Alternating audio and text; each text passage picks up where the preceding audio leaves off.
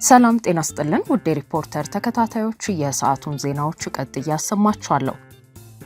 በነፃ የንግድ ቀጠና ውስጥ ተሰማርተው የግብአት ምርቶችን ለገበያ ወይንም ለአምራቾች የሚያቀርቡ ባለሀብቶች ከገቢ ግብር ነፃ እንዲሆኑ የገንዘብ ሚኒስቴር ፈቀደ።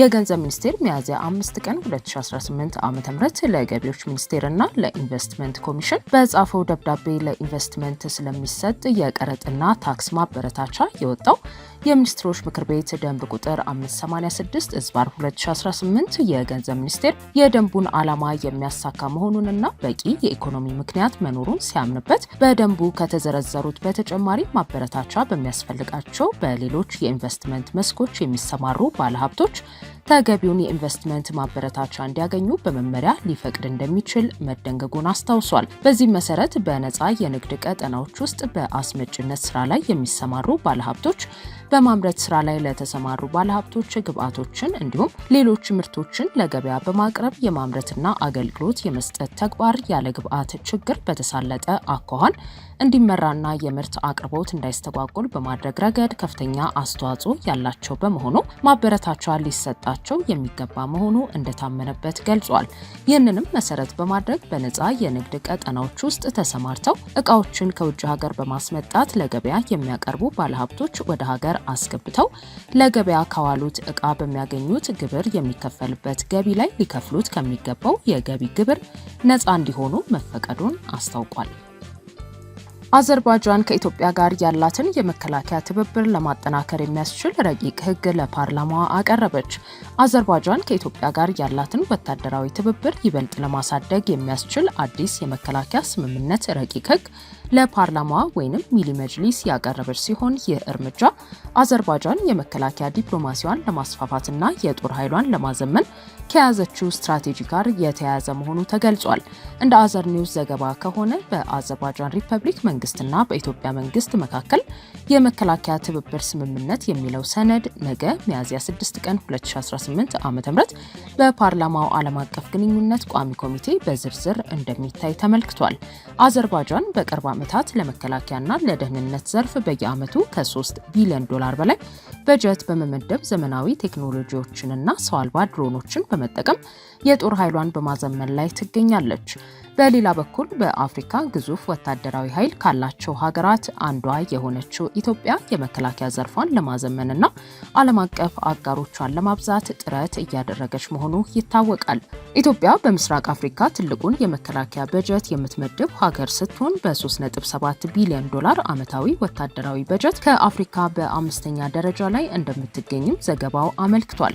ለዚህ የመከላከያ ስምምነት መፋጠን እንደ መነሻ የሚጠቀሰው የጠቅላይ ሚኒስትር አብይ አህመድ ከጥቂት ሳምንታት በፊት ያደረጉት የአዘርባይጃን ጉብኝት ከአዘርባይጃኑ ፕሬዝዳንት ኢልሃም አሊየቭ ጋር ባደረጉት ውይይት ሁለቱ ሀገራት በመከላከያ፣ በኢነርጂ፣ በግብርናና በኢንዱስትሪ ዘርፎች ያላቸውን ግንኙነት ወደ ስትራቴጂካዊ ደረጃ ለማሳደግ ተስማምተው ነበር።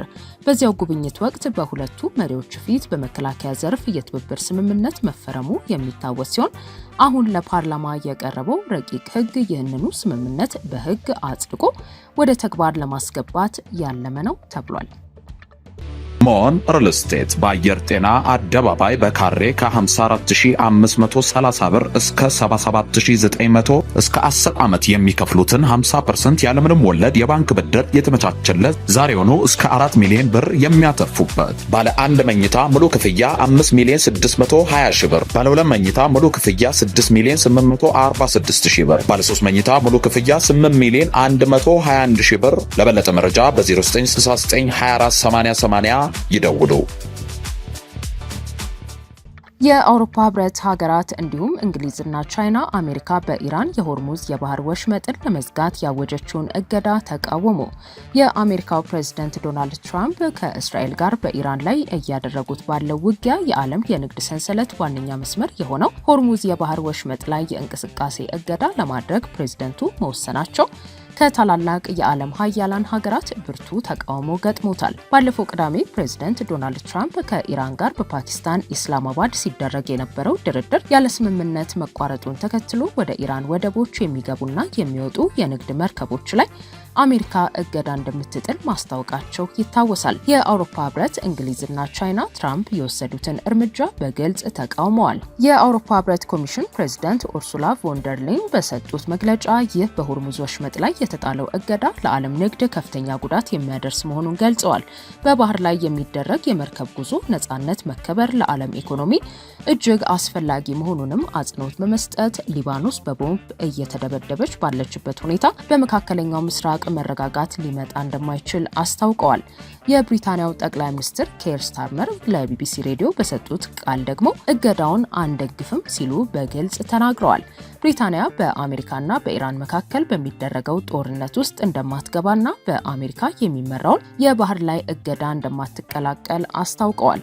ጠቅላይ ሚኒስትሩ አክለውም 20 በመቶ የሚሆነው የዓለም ነዳጅ የሚያልፍበት ይህ ወሳኝ መስመር ክፍት መሆን ለዓለም ንግድና እድገት ወሳኝ መሆኑን ገልጸዋል። የቻይና የውጭ ጉዳይ ሚኒስቴር ቃል አቀባይ ጎ ጂያጁን በበኩላቸው የሆርሙዝ የባህር ወሽመጥ ለዓለም አቀፍ ንግድና የኃይል አቅርቦት ዋነኛ የደም ዝውውር መሆኑን ጠቅሰው ሰላምና መረጋጋት ሊጠበቅ እንደሚገባ አሳስበዋል። ቻይና በአስቸኳይ የተኩስ አቁም ስምምነት እንዲደረግም ጥሪ አቅርባለች።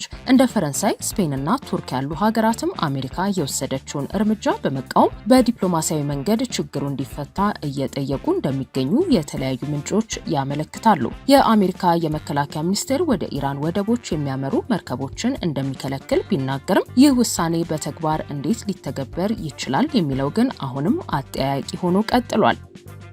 ውድ ሪፖርተር ተከታታዮች የሰዓቱ ዜናዎቻችን እነዚህ ነበሩ። ስላደመጣችሁን ከልብ እናመሰግናለን።